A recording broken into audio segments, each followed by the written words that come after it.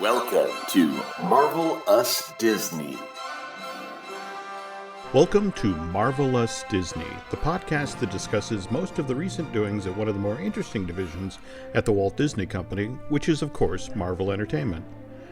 As for who the us in this show's title is, I'm entertainment writer Jim Hill, and before we get started on this week's news segment, let me bring in this podcast's resident Marvel maven, and that is the amazing Aaron Adams. Hey, good to be back, Jim. How you doing? I'm doing okay. And this is obviously a big news week, a time when people are really excited about Black Panther, which is blowing up the box office all over the place. With good reason. Yeah, you and I are obviously both excited about this Ryan Coogler film, which is why we're going to bring a special guest in to talk about this Marvel Studio release later in the show. But before we do that, let's take a quick look at some of the headlines. The big news actually just broke yesterday. We're recording this, by the way, on the last day of February 2018. Yesterday, Disney chairman Bob Iger met with French President Emmanuel Macron. I think I said that name right. Macron. I like that. I broke my larynx saying that. And over the course of this meeting, Iger revealed that the Walt Disney Company is planning over the next 10 years to invest $2.1 billion in the Disneyland Paris resort. Disney last year upped its stake in the Disneyland Paris resort. It went from owning 40% of it to doing a buyback and basically collected all the shares and is now the outright owner of the resort. Wait a minute. Are you trying to say that Disney didn't own 100% of a Disney property? That's also the same deal with Hong Kong Disneyland, and if I'm not mistaken, the majority shareholder of Shanghai Disneyland is actually the Chinese government. I had no idea. I thought it was just Disney bought land, plunked down a resort, and made money. I didn't realize that the actual governments were part of that. Oh, no. In fact, you may want to circle back on the Disney Dish podcast that Len and I just recorded, where we did sort of a deep dive on the history of the Disneyland Paris resort. And the French government, when they were negotiating with Disney between 1985 and 1987, they got Disney to agree that they would build 3 theme parks as part of the project. And they set deadlines. The first park, when they signed the deal in 87, had to be open in 5 years, and they made that one. It opened in 92.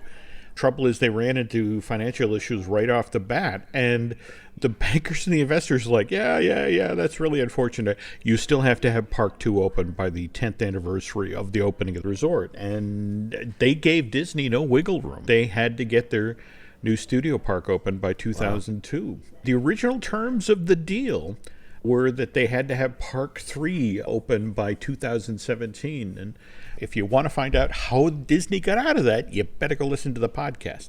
The Disney Dish podcast. The Disney Dish podcast, yeah. Okay, jumping back into the news now that I've derailed you thoroughly. So we were talking about French President, say his name again, Macron. So what Disney's looking to do over the next 10 years is add 3 new lands to Walt Disney Studios Paris.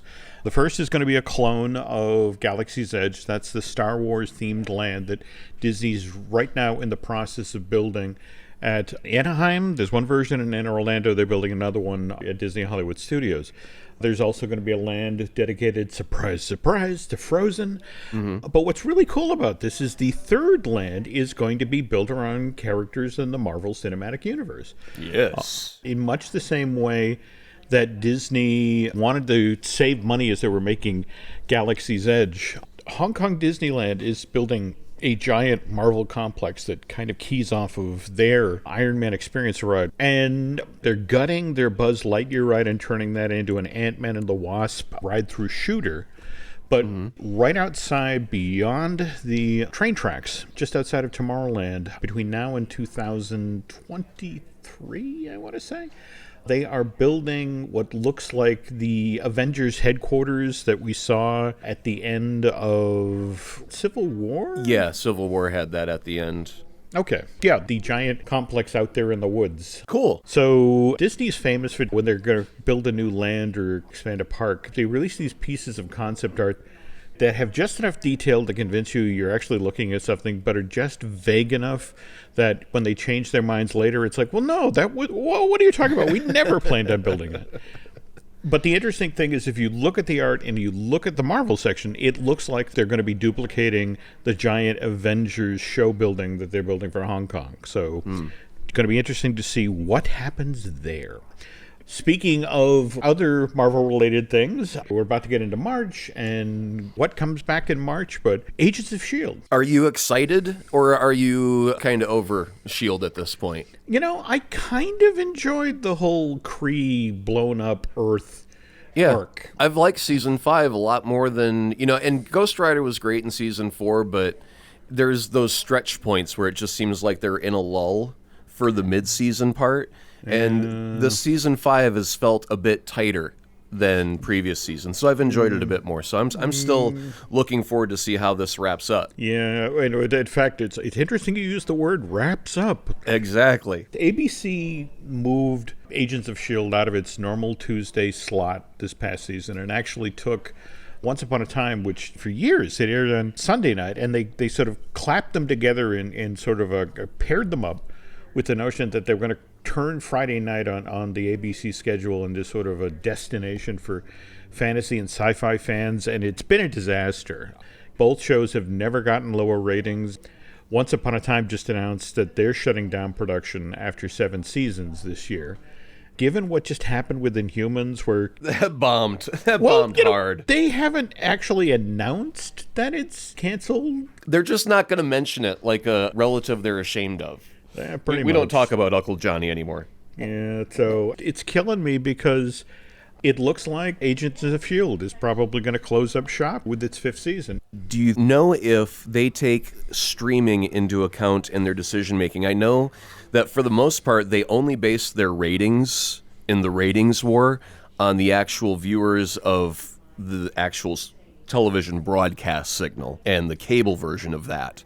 But do they take account how many people are streaming? Because to be honest, I have never watched Agents of S.H.I.E.L.D. while it was airing on television. I've always ended up streaming it after the fact at a time more convenient to my lifestyle. These days, yes. When it comes to ratings, there is the night of, there's +3, there's +7. Okay. But when you're talking about terrestrial television, legacy television, you have to be able to go to advertisers and say, hey, they really did like your Comfort Inn ad. They would do so much better if they would just adopt a new mentality and do a total. It's not just that we had 3 million viewers on Monday night. It's the fact that you had maybe 5 million viewers over the course of a week. If you include the streaming service, there's a way to bundle numbers to make them look more appealing.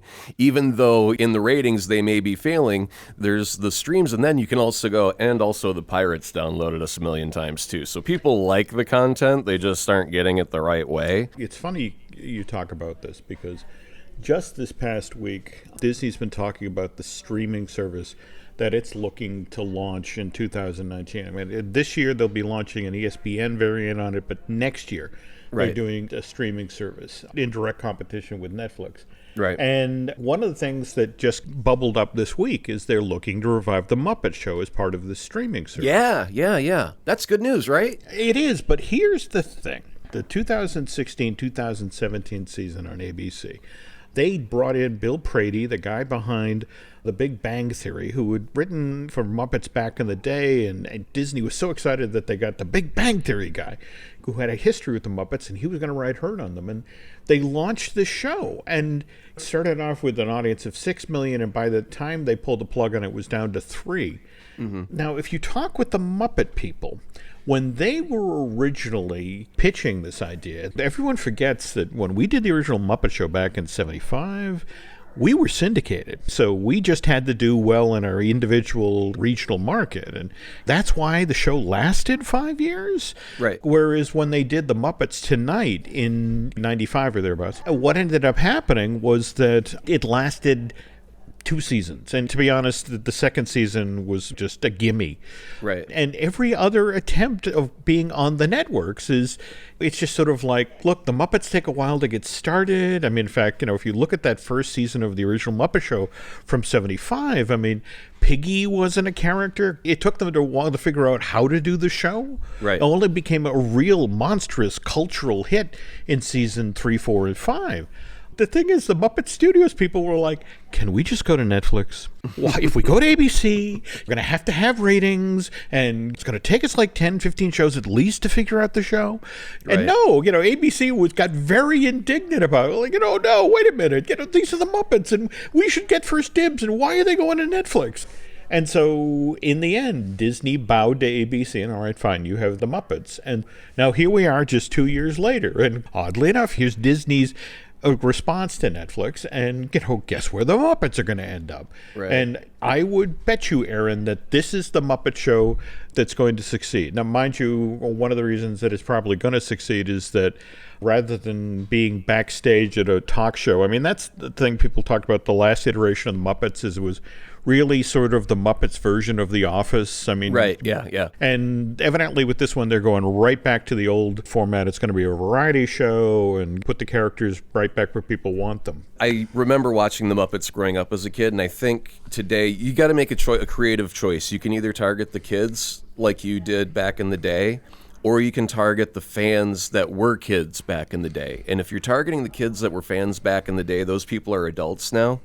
And we've got a different sense of humor. It's a more refined taste. And I think that if you're going for the adult fans of the Muppets, you've got to subvert the formula somehow, make them not quite perverse, but I mean, just give them a bit more of an adult edge. That's what Prady tried. In fact, I mean, I don't know if you actually saw. I did. I liked where they were going with the last iteration of the Muppets. It's just that not enough of America joined in on our ride with that. Same thing. I enjoyed the idea of breaking up Piggy and Kermit. I enjoyed a lot of the ideas they put out there because, again, it gave the show a place to go. Right. But because it was network, it was like, oh my God, we are losing in this time slot. When you look at the show in 75, it was all over the place. It, in the Boston markets, it aired on Monday nights at 7:30, and in Cincinnati, it was Friday nights at 7. All over the country, it was in a different time, and all it mattered was how did you do in that market, and are the people who are running the show in syndication, are they happy with the ratings, and are the advertisers happy with the ratings? And sure they are. So this is, again, why get the Muppets on streaming. I think it's good that they're going to Netflix because they do have more creative leeway to break the boundaries of what ABC may allow for their family-friendly programming. Mm-hmm. But also, if they've already tried to subvert the Muppets and they feel that it didn't work, and then they're going back to their old 70s style format, my feeling is I may not be going along on that ride with them. They may be going towards kids again. I don't know. We'll have to wait and see. We'll find out. Definitely, we'll have to wait and see. And since we're talking about Netflix, of all the Marvel television stuff that they did over at Netflix, what was your favorite of the series that they were doing over there? That's a tough call. I would just have to say my least favorite is Iron Fist. Mm-hmm. I really enjoyed Daredevil, both seasons 1 and 2, especially when they introduced the Punisher. That was really, really good. And now, we've got a Punisher series, and I really enjoyed that. But the one that I end up watching the most over and over again is Jessica Jones. Well, then I have good news for you. Next week on March 8th, Season 2 gets underway. Kristen Ritter did amazing work, and likewise David Tennant. Yep. But Season 2 is picking up right at where Season 1 left off, and we're dealing now with Jessica. She's never really known where her superpowers came from, and that's... Right.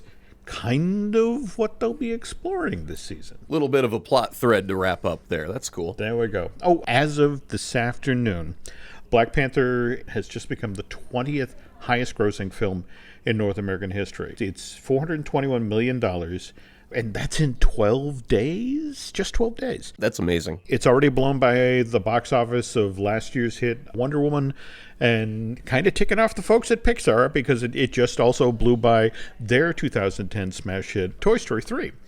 But given all this Wakanda-related loot that's just pouring through Disney's door, I'm pleased to talk about this, that the Mouse and Marvel have decided to give a little money back. They are donating $1 million to the Boys and Girls Clubs of America with the idea that these funds will then be used to develop STEM programs all over the country. So for me, that's cool. You're planting the seeds for all these little shuris, sending all these brilliant young ladies out into the world who will use their smarts today to make all of our tomorrows better.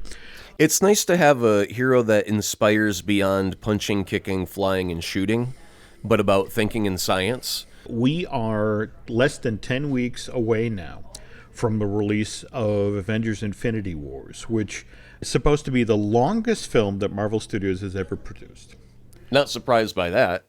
You've got every hero in there in the whole universe. So what's it clock in at? 5 hours? Studio hasn't actually released this information yet, but CM Cinemas, which is the largest theater chain in the Philippines, they've made advance tickets available, which, by the way, opens there on April 25th. Stateside, it's May 4th. So if you really want to see this movie early, get on a plane to the Philippines. There you go. So, according to them, they are listing the running time of Infinity Wars at 150 minutes. 2.5 hours. Now, to put that in perspective, Black Panther is only 2 hours and 15 minutes long. You say only 2:15 like that's short. Well, that's still a long movie. Now, here's the thing. When I was in college, my job was I ran a cinema in Acton, Massachusetts. And I would have to sort of run around my school schedule and go into Boston and pick up film cans. And when you work in that business and you get a film like that that's 2.5 hours or 3 hours, it really complicates your life because typically here in North America, a nighttime movie starts at 7. And then if you're going to try to get in your second show, well, that's 10 o'clock at night. And my cinema was out in the suburbs. 10 o'clock at night, they've rolled up the sidewalks. So you'd only right. you only get that one show in. You talk to exhibitors. The movies they love are 90 minutes long. That means a new show every 2 hours and it gives you time to clean the theater and all that. But 2.5 hours? And also, forgive me for being rude here, but when a film is that long, you don't sell the 7-gallon sodas, all right? Or on the other hand, think of the money you could make selling adult diapers. Right. I'm surprised Disney and Marvel haven't thought of this. But like I said, that's not showing up in theaters till May 4th of this year. But right now, all anyone wants to talk about is Black Panther. That's the film that's burning up the box office right now. Looking at this box office and looking at what just happened this past weekend with Black Panther, Disney had announced on Friday that they anticipated that it would do over $100 million on its second weekend, which is rare to begin with. But then as the weekend went along, Disney kept having to go back and go, okay, did we say 100? Now it looks like 104. And then last night it was like, 108. And then today, Monday, the 26th, Disney actually had to come out and say, we're sorry. We got the number wrong. It actually made 112 over the weekend, which means this isn't just word of mouth. This is something different. This is a phenomenon, which is why I think we need to bump out our conversation about Black Panther in kind of a different way. Absolutely. And as I went to go see the movie, I greatly enjoyed it. And a lot of people, like Kevin Feige was saying, it's the best Marvel movie they've made to date. And I think when you look at best versus worst, you look at those things from a personal frame point. My favorite movie out of the cinematic universe right now is Spider-Man, but that's only because I've been growing up with Spider-Man since I was 3 years old. You're coming in too early. We have a special guest with us, old colleague and brother of mine, McConnell Adams. Please welcome to the show. How you doing, man? It's so good to have your voice back in my earlobes once again. I thank you very, very much for having me, and I laughed at you and the whole Spider-Man thing because God knows Aaron loves him some Spider-Man. So, McConnell and I lived together for a couple of years when we were working together back in the day, and yeah, if anyone can attest to my addiction, there is Spider-Man stuff all throughout the house in every room, trinkets and characters, and I've only got about 50 T-shirts of the guy. So yeah, my argument is it doesn't have to be Marvel's best movie. What I believe it is Marvel's most important movie. And to be completely honest, McConnell, we've got 2 old white guys hosting a show talking about black culture, and I thought, man, it would be really cool if we could get someone who's part of the African-American community to tell from their point of view, hey, did you like the movie? Was it great? Was it bad? Was it in between? What did it do for you? I really like the movie, and I don't know if they set out to make this huge cultural undertaking, or, I know you were talking about it's like, I don't know if it's the best Marvel movie, but it's the most important one. I don't know if they sat back and thought to themselves that this needs to be the cultural line in the sand, but they accomplished it, and I think they did it by a number of ways by getting Coogler to direct it. You got a black director, you got a black cast filled with some powerhouses in there, you know what I'm saying? Angela Bassett, and company and everything. You know what? They usually do pretty good when they got somebody that starred in a really, really crappy superhero movie and then they go into another one. And I think with Michael B. Jordan coming in as Killmonger, this guy, he was like, I got to make up for that Fantastic Four Human Torch thing or whatever. And he came through in spades because in addition to hearing everything like this is the most important Marvel movie and this is historically and all this or whatever, a lot of people are saying Michael B. Jordan is the best Marvel villain that they have ever seen. So I don't know if they set out to make the best Marvel movie and everything, but they moved in all the right directions. And what they came out with, it's awesome. You know, when you see people say stuff like masterpiece and wonderful and marvelous and everything, it's a great movie. And I don't know if I got to wait for the question or whatever, but I know a lot of people went to see this thing because they're like, finally, a movie about us and how we really, really feel that we should be represented in movies. There's no drug dealers, there's no pimps, no hookers, no this, no that. It's just all positive colors and the homeland. And my dad wanted to go see this movie. I went to church at the first week after it came out. My pastor is up in the pulpit, and he's all like, oh, man, I saw Black Panther. Now I'm hyped. And I'm like, even the pastor's hyped up. This meant a lot to a lot of people, for folks who were waiting for a Black superhero movie, an all-Black vehicle, I guess you will, or whatever. People have been waiting for Black Panther, and it had hype, and it lived up to the hype. Let me ask you, I saw this movie in Indianapolis, and the movie theater best guest was 75% African American. We were seeing a late showing, and the theater was packed, not a spare seat, mostly African American. And the one woman next to me apologized before the movie started. She said, if I end up talking throughout the movie, please forgive me. And I told her, I grew up seeing movies in the Detroit area, so I'm okay with viewing in a Black audience. If you got to shout and say, hell yeah, go for it. You do you, I'm okay. But you saw it in Lansing, Michigan? Yeah. Okay. Yeah. What was the crowd like there? What was the mix of black to white? Right, and I'm going to say this, and I feel like sometimes I have to, preface it by saying certain things or whatever. Sure. The first time I saw it, I think the makeup of the room was probably, I would love to say it was 50-50 or whatever, but it was a predominantly white audience. Oh, okay. And all the stuff that, like, white people go to movies and when Black people are talking halfway through the movie, it's like, I wish they would shut up or whatever else like that. I'm in this, and while the trailers are going, because I'm like, I got to see Black Panther. I'm hyped. I need to catch and hear everything.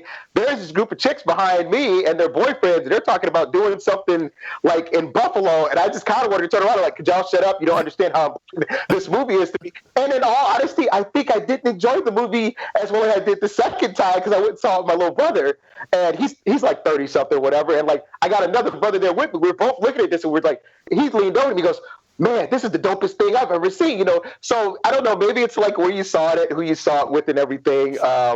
So it's kind of funny. You're in the theater with a bunch of Black people watching the movie. I got a bunch of white people around me. And I'm like,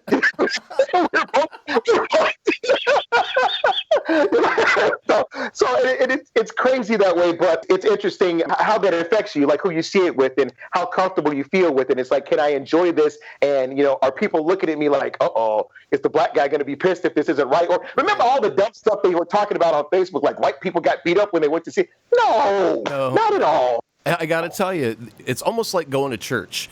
It had a welcoming vibe. Like you step foot in that theater and people were there to have a good time and celebrate in something. And you don't even have to have the movie start. You could just tell by the buzz in the crowd, that's the way that the vibe was in that room. While it's important, I think as the movie going public, when it comes to superhero stuff, let me flash back to the fact that a lot of folks are still reeling off the disappointment of what they thought was Justice League. Mind you, I liked Justice League, but there's a lot of folks, and like, you don't know what you walk into sometimes. You're like, okay, I'm going to go in. This thing is hyped to hell. Is it going to be a good movie? Is it going to be a good superhero movie? And that's what I think a lot of people are going into. And then now you got the added opus of, is this going to be a good African-American vehicle? Because a lot of people are sitting back going, it's Black Panther. They need to get this right. And we need to look at this as well, too. It was released in the middle of February. Yeah. I'm sure they didn't go head-to-head with 50 Shades of Grey because they wanted all the room to themselves. And a lot of people were probably like, we ain't going head-to-head against Black Panther because they released it right in the middle of Black History Month. So there was a little bit of like, we know who our audience is, and we kind of want to make sure we got it right there. But yeah, man. It's interesting you mentioned about knowing what you were getting into. Did you get to see Captain America Civil War, which was obviously when this version of the Black Panther was introduced to the cinematic universe? Did that raise your expectations? How did that influence you? Yeah, absolutely, because you're going to get a new character in the Marvel universe. You get a new character, especially for me, that I was already aware of, and it's like, can't wait to see what they're going to do with him. Then you find out who the guy is they cast for him. He's not somebody that we know, but you're like, okay, he kind of looks the part. All the previews and trailers we saw beforehand, it's like, oh my God, they're finally going to have Black Panther on the screen, and you were hyped. So yes, I was very, very hyped about that. Throw that in with the fact that you got Civil War and you got the adaptation from the comic book, but it was going to be a little bit of a different story. So I was ready for all of that. And just the cherry on top of that was the fact that, oh my God, Black Panther is going to be in this. And you got Black Panther, you got the Scarlet Witch, you got, Vision and stuff. You just got everybody coming in. But yeah, that was an added extra bonus for me. And I think they did a great job. It lived up to the hype there. And then after you got done with that, it's like, I can't wait to see what they're going to do with him on his own when he's got his own vehicle. And you, like I said, you have your fingers crossed and you hope you're not disappointed. And it did not disappoint. One other question here.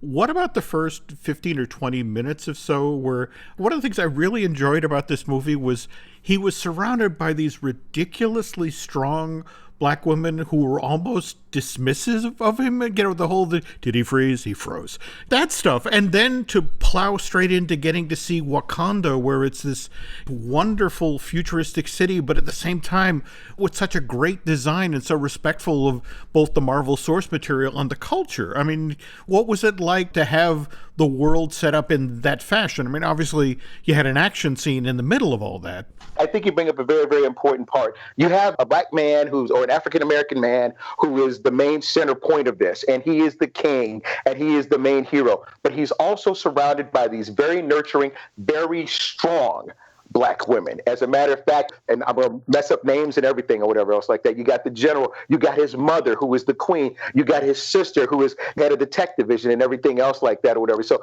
these aren't just women who are there and they're side pieces or anything else like that. They surround him and they also empower him and enable him, and they're taking on positive female Black role models. And it's great, from the strong and the whole thing about the freeze, because, she showed up and she backed him up or whatever, to the girl that we thought he was rescuing, but he wasn't rescuing her. She was on a mission. Turns out to be his love interest. It's like every character played into it, especially the women part, because it's nice. You're not a submissive. You're not secondary. You're extremely important part. You're strong. You're fierce. And I'm sure Black women sat back and was like, hell yeah. The one I was sitting next to had a few comments about the strong power of a woman, and the men line up because they know if they don't, they ain't getting no more of that.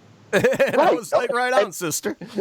And there's so many other things, like in the big fight scene where the different tribes are fighting each other, like near the end of the movie. And I can't remember the names, but the general stood there in front of the rhinoceros, and she was fighting with her lover or whatever, and he's the leader of the one tribe. And just that whole dynamic right there. It's like, we're in a relationship, but this doesn't go like normal movies go. It's like, I'm standing, I'm strong, I'm fighting for my beliefs, and yeah, I would fight you and I would kill you for this country. It takes on a whole new meaning. It's so different because it's not the roles that you think people are supposed to play and how people are supposed to act. They're strong, dominant roles, and even though you're a secondary character, you mean something to this thing, And if I can, I kind of want to point out something that I liked about the movie that I'm not sure if people paid attention to or whatever, and it's going to sound racial completely or whatever, but usually it's the white guy that comes through and he's got the idea or something else like that or whatever. But usually you expect like the white knight in shining armor to come in and to save the day or to come up with the idea.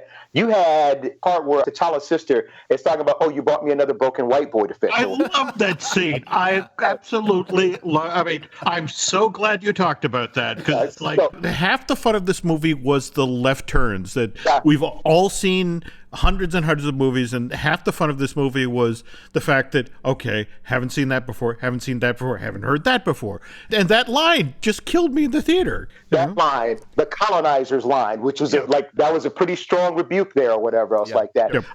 When they went up in the mountains and they had to find T'Challa, and they were making the plea to the guy who was the head of the tribe of they were living in the mountains, and when the CIA agent guy started talking and they started barking at him or making ape noises at him, it was like, you do not speak here. And one of the funniest parts in the movie where they were talking about feeding him to the children, and I don't want to ruin that in case you haven't seen, that was great. if you watch Civil War, like you made a mention to beforehand, we all know that Black Panther said, give me Winter Soldier, give me Bucky. And I was expecting maybe he's going to show up somewhere in the movie. Right. You know what I'm saying? Yep. Halfway through. I thought when they were fighting and they needed to be saved, Bucky was going to be the guy because that's the expectation. Here comes the white guy to save everybody. Hooray. But no, that wasn't it at all. They saved him to the end of the movie. Yeah. Yeah, I got to tell you that they had thought about using him in the middle of the movie.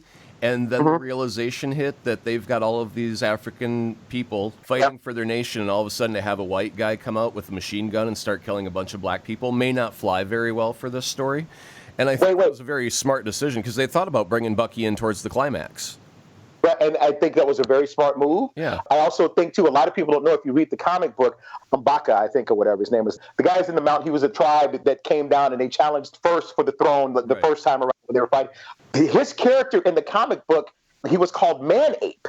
For them to transition, they're like, oh, if we put this guy in the movie and we have him dressed up as half white ape, and we're calling him Man-Ape, it's like we're going to get tremendous blowback from this. So whoever went through and said, we need to redo this and make it more so in a realistic way and a more respectful way, they had to redesign that so he could be a part of it, just like they had to make sure Claude didn't look like some dude with a radar dish on his arm. I think they did a great job as far as for doing it and staying respectful to the source material, but adapting it and making it so everything worked out so well. Okay. Well, that's kind of what they also did with the mom character, isn't Ramonda? I mean, if you brought in the backstory from the comic, I think they did a wonderful job of adapting the source material in such a way that just good, smart choices that supported the view of the world that they genuinely wanted for this film. To get back on the point of being the most important movie in the Marvel Universe, there's several things that I wanted to highlight and then wrap it up with a question.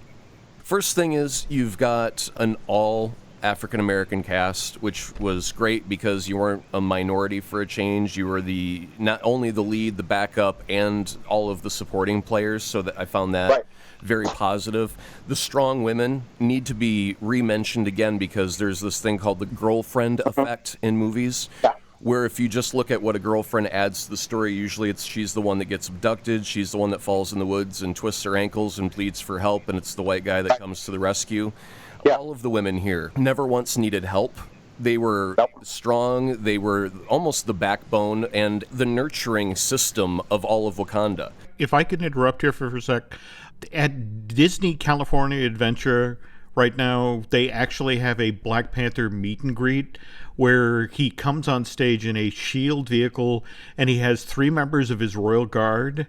What Disney's discovering is that people will get in line and then it's like, yeah, I'm getting my picture taken with Black Panther, but oh my God, I'm getting my picture taken with the Royal Guard. They're more excited about getting their picture taken with these strong women who are dressed exactly as they are in the film. But evidently little girls of all shades are losing their minds about, to have my picture taken with the Royal Guard. And oh yeah, the Black Panther too. There is a new meme going around Facebook where someone asks what your favorite Disney princess is, and they say Princess Siri of Wakanda, and they're like, wait a minute, she's not, and then they shout, Princess Siri of Wakanda! So, yeah, strong women, and Siri was just brilliant. Every time she was on screen, she could have stolen the entire movie, and I think most people would say if she had her own spin-off series, we'd be perfectly okay with that, because she was a delight in every moment she was on screen. Now, the question is, you've got strong black cast, you've got strong female warriors, you've got all of these things in the right place. The costuming, the lip plates, the no straightened hair, because this is a place that's never been colonized by white people, so all of those things from their culture stick through to today. And one of my fears before the movie came out was, were they going to pay lip service to the black community, or were they actually going to honor it in a respectful way? And my belief is that they did it correctly, that they did it respectfully. McConnell, you agree with that? Yeah, but that whole thing, as far as in going in and seeing how they did that, as soon as, like I say, as soon as you saw when they hit Wakanda, and this will lead perfectly into where I'm going with this. You have 5 tribes that were living together. One that was kind of off in the mountains or whatever, but they've existed for all these years, and their culture was allowed to thrive. As a matter of fact, it actually evolved a little bit quicker because now they got all this technology, and you got to stop back and think. And here's where we kind of get deeper, as far as in black people going to see this movie. What would have happened if we as a people would have been left alone and people didn't come in and make us slaves and throw us on boats and all the rest of that or whatever, what would have happened if this culture would have been allowed to thrive? And people are sitting back looking, going, look at what we could have done and everything else like that. And these are conversations we have, as far as in black people talking to one another or whatever. The Greeks got allowed to do this or whatever, all these other cultures, but whenever people came in and decided to enslave people and want to steal their riches or steal their gold from South America and everything else like that, complete civilizations were practically wiped out or made slaves. What would have happened if they would have just been left alone and they would have been able to thrive? And this kind of takes a look at that. Yeah. Then here's something else I kind of wanted to talk about with this movie, because this is the conversation while we're talking about Michael B. Jordan and him being the ultimate Marvel villain. Yeah, he needs a special moment to talk about him. Go for it. What happened was you got a guy and he had righteous indignation. Y'all killed my daddy. And that's at the root of everything. It's like, okay, you got a young black male, his dad's gone, and now he's angry. There's a social message to be made there. And what did he want? He wanted vengeance. He didn't have a father figure and everything else like that. He wanted his place in the throne. He was driven by anger. Now, was he driven by anger because his dad was dead? Was he driven by anger because he wanted revenge? Or was he more upset at the fact that y'all came and killed my dad and you've been hiding all this stuff that we could use for people who look just like us so we could evolve and we could be better and we could face our oppressors? Right. There's a big question right there. Was Killmonger really fighting because he wanted to fight for other oppressed people? Or was he really, really pissed off? Y'all came and killed my dad, so I want to come and take my birthright, and now I want to go and do stuff. Here's another point that we kind of see back. Those tribes lived and existed with one another. The only time they really had conflict was when somebody challenged for the throne. Once Eric Killmonger got in there and supposedly killed the Black Panther and took over, he destroyed the heart-shaped herb. So instead of us living together and helping one another out and leaving it for the next king, he destroyed that. It's completely selfish because I'm the only one. Then after that, it's like this country has lived in peace for so long. Instead of fighting, no. Now I'm going to exact my vengeance. We're going to send all these weapons out. Now we're going to fight the world. I'm very, very militant. I'm very, very angry about all this. And now this is what we're going to do. And other people are like, nope.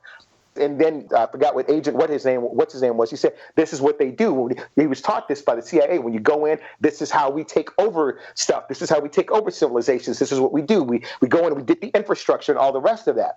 And when Eric Killmonger showed up and took over and became king, the next thing you know, you have those 5 tribes fighting each other. Right. Because Black Panther is gone. And was it because we need to go out and we need to fight to take over the world? And now all of a sudden, because we've introduced violence into this peaceful culture, now we got black on black crime. I'm just sat back and I just looked at it because a guy came in and he's like, militant, this is what I want to do. And then you got the Black Panther. Remember his father. His father was like, the reason why he killed his brother was because I have to protect Wakanda. He was protecting the people. There's so many different things to sit and talk about. At the end of this movie, if Killmonger wouldn't have died, I think T'Challa wouldn't have had any choice but to have killed him because that dude was too dangerous to be left alive, even though you might have wanted to. Just like his dad had to kill his brother so that the city and the people and everything else could survive. Dude, there's so much stuff we can sit back and talk about with that thing. Like, I was at the barbershop the other day, and that's where we're going back and forth. They're like, yo, Killmonger was dope and blah, blah, blah. And that's what we need to do as a people and everything else like that. Dude, this movie is sparking conversations in places. Like I say, if you in a barbershop and we talking about this, if we at my church and they're talking about this movie, dude, this thing has gone beyond just being a great Marvel superhero movie. It's going to keep making money. Stop and think about this, too, on a completely different scale. Usually, don't people go in bootleg movies and everything so you can watch it and all the rest of it? People are taking their kids to go see this movie. People are getting dressed up in African garb so they can go see this movie. And the black community is going to see it 2 or 3 times. Right. This thing, it's crazy. Expected it to be good, but oh my God, it's and Marvel is sitting back to it. I'm like, cha-ching, cha-ching, cha-ching. But they've done some great stuff, and I'm excited, man. I'm very excited. Well, this will lead to my final question before we wrap up on our discussion of Black Panther. Well, actually, it's kind of a 2-part question. Since the movie is creating discussions, do you think in any way, shape, or form this movie could help our cultures come together and maybe possibly start healing some of the damage we've done to one another? Only if people can sit back and realize that we are a people and we have culture and we are more than, it's kind of funny, I want to tell you, we're more than what you see on the movie screen by looking at us portrayed in this way on the movie screen. We are more than the stuff that you said we were. in the movies portrayed beforehand, because look at what we were portrayed as in a purely positive way and a purely superhero fantasy kind of way. And look at how much money this is making, and look how much of a cultural impact this is having. So people can sit back and see it, and your kids might run around. I saw it already. Little white kids run around wearing Black Panther Halloween costumes. That's cool and everything. But did you learn anything about it? Are you open to the discussion? Are you willing to evolve beyond the fact, like, you know what? Y'all are more than just listening to Migos and running around with your pants hanging down off your ass and everything else like that. Y'all come from kings and queens in a country someplace. It's like, learn a little bit more. You know, when Eric Killmonger said the whole line at the end about dying, and let me die at the bottom of the ocean, you know, where my ancestors, that whole thing right there, it's like, go back and learn a little bit more. And like, yeah, you're not just a stereotype. So this movie, it's a movie, it's entertainment, but can you move beyond what you thought we were to something that said we could be more than that? So when I look at it, it's not a solution, but it is the start of a conversation. And part of solving problems is just getting a conversation started. That's awesome and everything, but I got to sit back and say, too, or whatever, it took a Marvel movie for y'all to sit back and be like, oh, things should probably be different. Really, a Marvel superhero movie was the thing that changed your mind and moved the scale as far as in how you decide you're going to look at black people differently? Yeah. I understand it's a starting point or whatever, but if that's how bad we had to dumb it down for you? You're absolutely right by that point. It's long overdue, but now that it's here, and that leads to my final question, is in a similar way where Deadpool went R and it succeeded wildly in the box office, and then Logan was allowed to become an R-rated movie after that, do you think that the success of Black Panther is going to change the landscape of Hollywood significantly in the foreseeable future? Are we going to see more movies that are about black culture done authentically and done well by passionate people that can continue the conversation? It shouldn't stop. Before this movie even got going or whatever, you already got Black Lightning on the CW. We've been making good black movies with good black directors and good black cast for a very, very, very, very, very long time. Before the Black Panther movie, did you get the trailer for the basketball movie about the old, I don't know if it was like grandparents? Uncle something or whatever? Yeah. Now, to me, that's blaxploitation. Well, so is every Tyler Perry movie, but you ain't gonna stop brothers and sisters from running out and going and see a Medea Boo Part 3 or whatever. You know, that's just what it is. But Tyler Perry is also a part of the culture. And don't get mad at Tyler Perry for dressing up like a woman, because Flip Wilson did that stuff a long time ago as well. No. I got no. Hey, Monty Python's been dressing since women, so I mean, I don't care what you're wearing as long as the content is good. In which case, no, it is not, because Tyler Perry is horrible. Thank you for saving me from saying it. But it's got a good thing. It's got a good Christian undertone sometime or whatever and all the rest. And if somebody's going to eventually play this for him, and he's going to just, this is terrible. But okay, well, look, here's the thing. Here's my point, is that Tyler Perry makes movies off of his own money, right? He finances most of his own work. And you've got the Disney company, which, let's admit, is mostly made of white people, and they've put out a product for the black audience that is well received. Now, instead of just other black people making material for an African American audience, can we start looking at the studios to realize that if they take this seriously and realize that there is an authentic audience waiting for this content, will they start delivering it instead of Tyler Perry having to put up $3 million of his own money to make his own movie that he wrote and directed? That's a tough one, man, because they want to make movies that they think people want to go and see. And I don't know, it's like hip hop music or whatever. You could put out a bunch of conscious stuff and everything else like that, but they go in like, okay, let me get the music that panders to this. And so they want to put movies out that play to what people know and what they see. It might take a while, but like I say, this stuff has existed for a while. There have been movies out there that have had black people in positive positions and role models and all the rest. It's the formula is there. It's like if people decide, maybe it will, maybe it won't. I don't know. My fingers are crossed for me to sit back and go, it took a superhero movie for this to happen. There's been so much other important intelligent source material out there. You've had great authors, hell, from back in the day that you could have been, basing stuff on or whatever. But it took, somebody to sit back and, I don't know, man. Like I said, it's a great point to end on. We should have been aware of this generations ago. And the hard reality is, the phrase is show business. One of the things that is making people pay attention is the fact that this film, as we're sitting here talking about this, is, $750 million worldwide. And that's 10 days into its release. Sadly, what's going to get a lot of people in Hollywood to get on board this idea, and is the very fact that look what happened. Look at the amount of money this movie made. And it's a little crass, it's a little commercial, but well-intended things will happen because people will, quote-unquote, follow the money. It's just sort of like, oh my God. But my hope is that when they go for their cash grab, that they make something authentic by authentic artists from that community that actually speaks in some form. It doesn't always have to be positive. You know, there are dark stories that shed light on unknown issues and stuff like that, but it's not pandering. Let me throw this out there for you as well, too. They can make what they want because that's what they're going to do. What we as a people have to do is decide that we're going to see that, we're not going to see that, we're going to support it, we're not going to support it. Right. Case in point, what was that horrible Gods of Egypt? You had one black person in that movie or one person of color in that movie, and you got nothing but white people running around being no. That's so. What people have to do is like, we're not going to pay, we're not going to go see that, and people need to point out that is boo boo right there. So we're not going to go do that or whatever. Right. If you make stuff that portray us in the right way, we will support that and we'll go see it. But once again, there's some horrible rap music out there, and people will continue to support that and listen to it. You can put out a horrible-ass movie, and like I say, Tyler Perry does some great stuff or whatever, but, you know, when you keep on coming out with certain things like that or whatever, I'm torn because I don't want to tear another brother down and everything else like that, but come on, you and I both know that Medea, Bluetooth or whatever, no. You know what I'm saying? We have to demand better, and we have to let them know. We'll put our money behind stuff that portrays us and shows us in the right way, but if you keep putting out garbage, we're not going to go see it. All right, I think that's the perfect place to end it. Yep. Thank you very much, our special guest for the day, McConnell Adams. Thank you, McConnell, for joining us. Oh, really appreciate you making the time tonight. Love to hear what you had to say. Thank you, sir. You know, I love when he laughs because he's got this very infectious laugh, and he's just a joy to be around. So we've had a good time over the years. He's a dear friend of mine. One of the breakout characters, and as we were discussing with McConnell, it is Letitia Wright Shuri, the sister of the Black Panther, or the princess of Wakanda.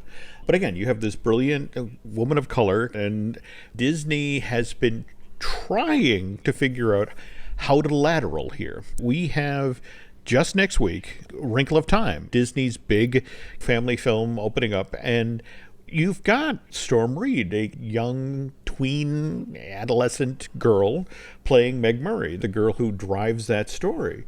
And the whole notion is, okay, we have all these people who really love Shuri. How do we get people who are excited about seeing a really smart black woman? How do we get them excited to go see a movie with a really smart black girl? And there's just something sometimes when you talk with people in publicity that it's like, you understand how crass that sounds? Yeah, it's almost like gallows humor in an operating room. Yeah. I mean, we speak very frankly about demographics and the type of people that we're trying to communicate with. Yep. Well, here's the thing. The comparison they made, or at least to me, was that it was 2009. James Cameron's Avatar came out, and it was the first film in years that had been done in 3D, and audiences lost their minds. You know, that worldwide, that movie made $3 billion. Disney has the first 3D movie that came through the door after Avatar, and that's Tim Burton's Alice in Wonderland, which hit theaters, I want to say, March of 2010, April. But that movie, because, again, you had this audience that was hungry. They'd had this great 3D experience, and it's like, oh, I want to do that again. Can I see a movie like that again? So, why, sure, we have Alice in Wonderland. And that movie actually did exactly half the business that Avatar did. Now, right behind that came a remake of Jason and the Argonauts in 3D, and it was one of these things where suddenly it became a set of stairs where there were a lot of people who went to Alice in Wonderland who didn't enjoy it quite as much as Avatar, and so didn't necessarily go back to Jason and the Argonauts. But by then, Hollywood being the big dumb beast that it is, everybody had pivoted and was having their movies remade in 3D, repurposed in 3D.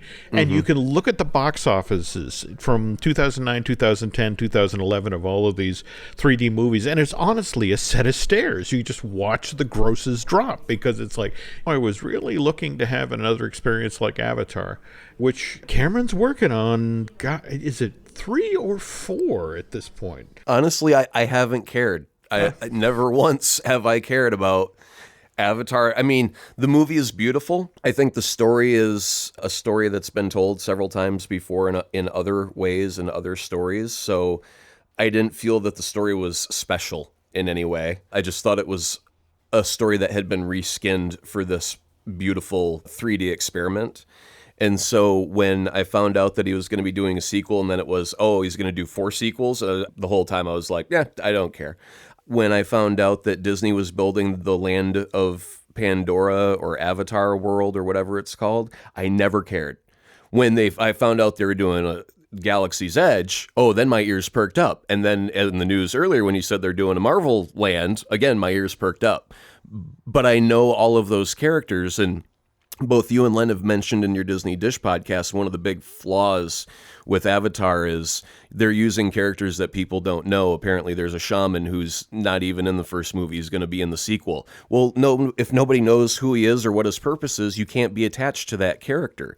The fact that James Cameron is also taking an extra 10 years of time between sequels to finally getting around to number 2 does not help Avatar Land sell any more tickets. It may be beautiful and people may enjoy it, but there's certainly no buzz around the movies to help generate buzz around the land. It's so funny you say that, because I got to interview John Lando, the producer of the original Avatar, and all of the stuff that Cameron's doing now. And to his way of thinking, depending on who you talk to, it's $450, possibly $600 million that Disney spent on Pandora.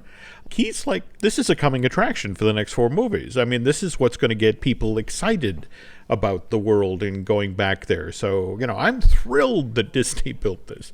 It makes my job that much easier. So. Exactly. The park became a commercial for the movies, not the movies becoming a commercial for the park. It would have been better for Disney had it been the reverse way. Now it's better for James Cameron, and he can now drag his feet for as long as he pleases to get everything just perfect because, there's a $400 million park behind it. I can't waste their movie by doing a crap job. I got to do it right, so I'm going to need an extra 2 years or whatever it's going to be. That's completely why I don't care. I love James Cameron's work, Terminator and stuff like that.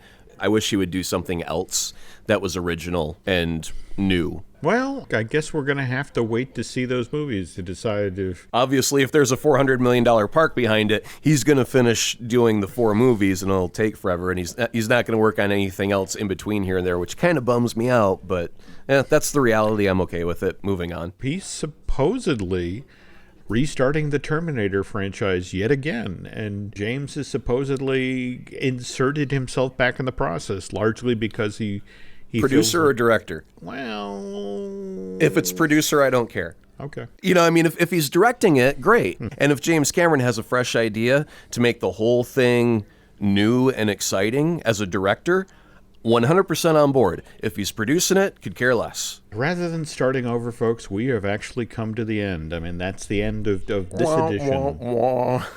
The sad trombone. There we go. This edition of Marvelous Disney. I hope you enjoyed the show. Thanks again for McConnell for coming on again. I love his insights. This is Jim Hill, and for Aaron Adams and myself, thanks for listening.